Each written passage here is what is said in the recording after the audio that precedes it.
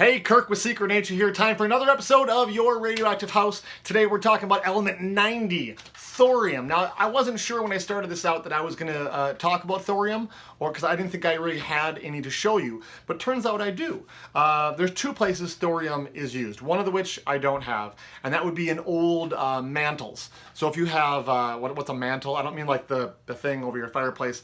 A mantle is the little bag that you put inside of like a Coleman lantern when you want to turn it on, and the gas hits and it ignites and it gives off a lot of light. They used to dope the little bag with thorium to make it glow brighter, which is kind of a weird property that it had. They stopped making those a number of years ago, so I don't have any of those, but I do have something else thorium was used for. So anybody who's watching who's into some hobbies that involve glass will know what I'm talking about with this. If you're into astronomy or bird watching or photography, anything that uses telescopes or lenses, you're gonna know that the quality of the glass you use is super important. Pick up a really expensive pair of binoculars and then pick up a really cheap pair of binoculars and look through them, and you'll see an incredible difference in the quality of the image. Now, part of that has to do with the dispersion qualities of the glass. Think about light passing through a prism, and it breaks the light up into a spectrum. Well, a lens kind of does the same thing. As light is bending through that lens, it's going to disperse different wavelengths slightly different.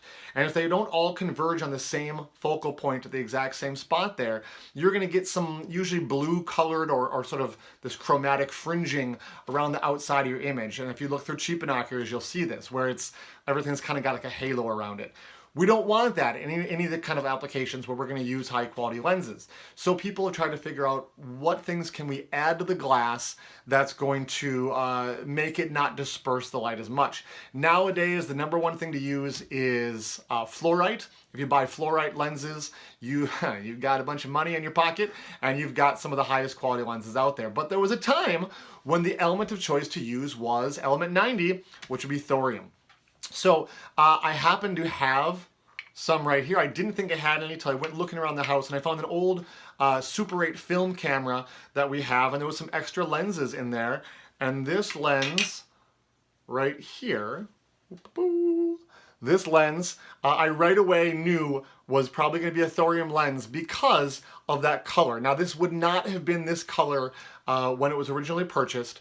Over time, the thorium in the glass makes it change color like this. There is a way, if you expose it to high levels of ultraviolet light, you can get some of that that color to go away. But most of the time, when they get like this, people are just kind of done with them. But this is actually radioactive. And so what we're gonna do is we're gonna put it on the bench back here, get the Geiger counter out, and we're gonna find out how radioactive it is. Okay, so here we are in the lab.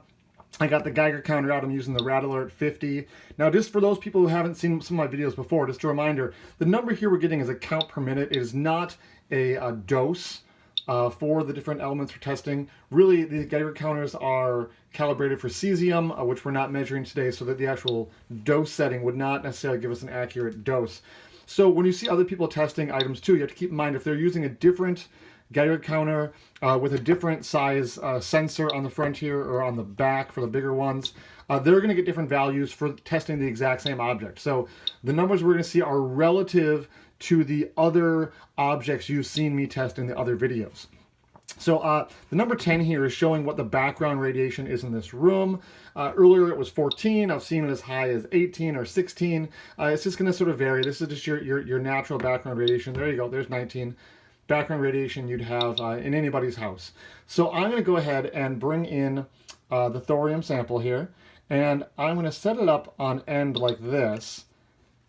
And as you can see, I'm not really getting a whole lot of hits on this. I'm going to reset my count here, and what's going to happen, you see, it's going up as I get closer. You see, it starts to go up faster and faster. So one of the things that tells me about this right away is actually what sort of radiation is being given off by this glass here. Thorium is an alpha emitter. You know, alpha radiation does not travel very far, as you may have seen some of the earlier videos. Go ahead and watch those if you want to learn more about the different types of radiation. So I need to get this real close before I can get an accurate reading here. So I'm going to go ahead and zero this out, and away we go. We're going to let it run for 1 minute and find out what the count is on this.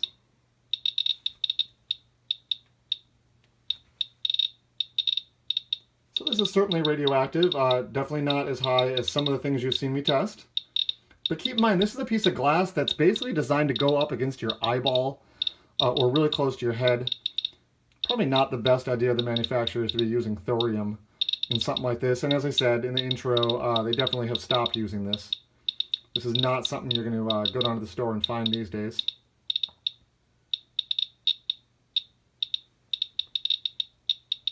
Now, often, this might be the element at the front of the camera, and so you've got some stuff in between you. And being an alpha emitter, you're really only worried if things are, maybe this close to you, and this would probably be, well, I don't know, about this far away from you on one of those Super 8 cameras. It was on the end of like a telephoto lens. There we go. 371 counts per minute is what this came out to. So definitely radioactive. And it's probably a good thing we don't, use thorium in our glass anymore. But it did work at the time, and now we can go out and buy fluorite lenses instead. And they're, well, they're not radioactive, so it's a good thing. So there you go. That's it. I hope you enjoyed this episode of Your Radioactive House. Be sure to subscribe and check out all the past videos where I've talked about all the radioactive elements that can be found in your house. There's a few more to come, so stay tuned. And hopefully soon some more episodes will be coming out telling you all about your radioactive house. Go ahead and like, comment, and subscribe. Tell me what you want to see or what you liked about this video down below. Also, you can click on the subscribe button there in the middle or one of the videos on the left and right to see more from Secret Nature.